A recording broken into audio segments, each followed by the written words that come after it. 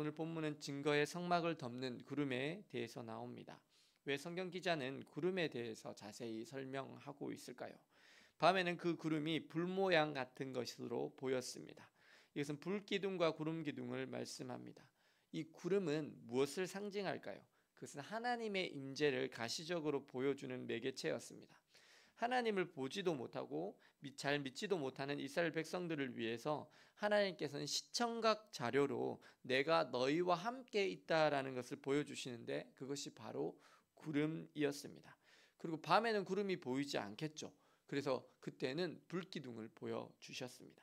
그래서 구름은 성막 안에, 지성소 안에 언약궤 위 속죄소 두 그룹 날개 사이에서 피어 올랐습니다. 그리고 이 구름은 하나님의 명령의 신호였습니다. 구름이 성막에서 떠오를 때는 이스라엘 자손이 행진을 합니다. 하나님께서 구름을 통해서 행진하라는 신호를 주셨기 때문입니다. 하지만 구름이 성막 위에 머무를 때는 이스라엘이 진행하지 않습니다. 그래서 하나님께서 여기에 머무르시겠다라는 표현이기 때문입니다. 이스라엘 자손은 철저하게 여호와의 명령을 지켜서 행진하거나 행진하지 않았습니다. 그들의 가고 서는 것은 오로지 주님의 뜻에 있었습니다. 근데 만약 구름이 계속해서 머물러 있으면 어떻게 합니까?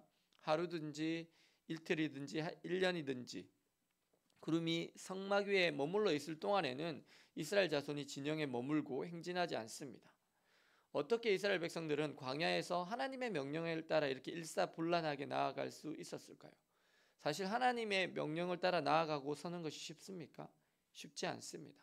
그리고 만약 1년 동안 구름이 장막 위로 피어오르지 않는다면 광야에서 1년 동안 그 많은 인구가 같은 장소에서 계속 머물러야 하는데, 만약에 장정만 60만 이상, 약 200만 명에 되는 사람들이, 그 이상의 사람들이 1년 동안 같은 장소에 머무르면 물은 어떻게 감당합니까? 먹을 음식은 어떻게 감당합니까? 대책이 없지 않습니까? 어떻게 1년 동안 아무것도 없는 광야에 장정만 60만 이상이 되는 200만 명의 사람들이 어떻게 생존합니까? 그러함에도 불구하고 이스라엘 백성들은 철저하게 하나님의 명령을 따라서 진을 쳤습니다. 믿음은 주님의 뜻이 있는 곳에 머무르는 것입니다. 나의 가고 서는 것, 오로지 주님의 뜻에 맡기는 것입니다. 하나님의 생각은 우리의 생각과 다르십니다. 하나님의 뜻은 우리의 뜻보다 더 정확하십니다.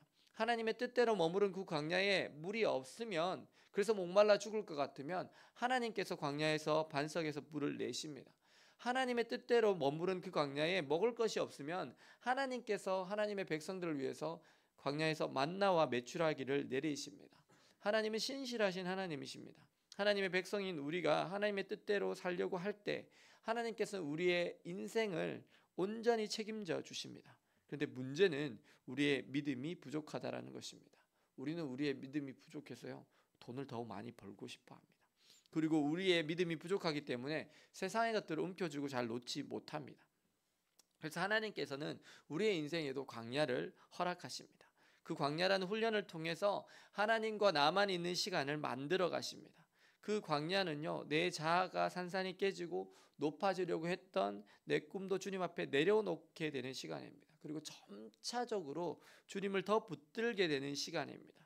왜 하나님께서 광야라는 곳에서 그들을 불과 구름 기둥으로 인도하셨을까요? 그것은 우리의 인간의 체질을 아시는 하나님께서 우리의 눈높이에 맞도록 불과 구름 기둥으로 인도하여 주시고자 하셨기 때문입니다. 원래 하나님은 눈에 보이시지 않으시지만 불과 구름 기둥이라는 걸 통해서 하나님께서 내가 너희와 늘 함께하고 있다라는 것을 가시적으로 보여주셨습니다. 그리고 이 불과 구름 기둥은 밤에는 추위로부터 이스라엘을 보호하는 불기둥이었습니다. 그리고 낮에는 더운 햇볕으로부터 이스라엘을 보호하셨습니다. 그뿐만이 아닙니다. 하나님은 그 불과 구름 기둥 가운데에서 하나님의 백성 이스라엘을 치러오는 애굽의 전차부대, 그 전차부대를 어지럽게 하시고요, 홍해를 가르시고 그 홍해를 갈라서 이스라엘을 인도해 나가십니다.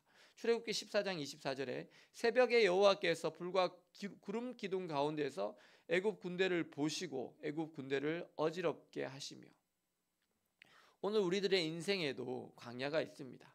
하나님은 그 광야의 훈련을 통해서 우리를 낮은 곳으로 초청하십니다.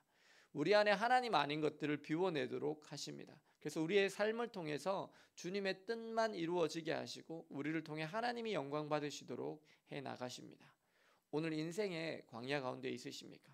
오직 주님의 말씀에 초점을 맞추시고 주님을 따라 살아가심으로 그 광야 학교를 잘 통과하시고 하나님의 전적인 은혜와 통치 가운데 주님과 동행하며 살아가시는 저와 여러분들 되시기를 예수님의 이름으로 축원합니다.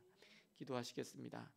사랑과 은혜의 주님, 광야와 같은 우리의 인생길 가운데 주님, 저희들이 주님의 초청대로 낮아지겠습니다. 그리고 주님의 뜻에 순종하겠습니다. 그리고 주님과 동행하며 살겠습니다. 주님, 저희들에게 순종할 수 있는 믿음을 다하여 주시고 주님을 볼 수 있는 영안을 열어 주시옵소서.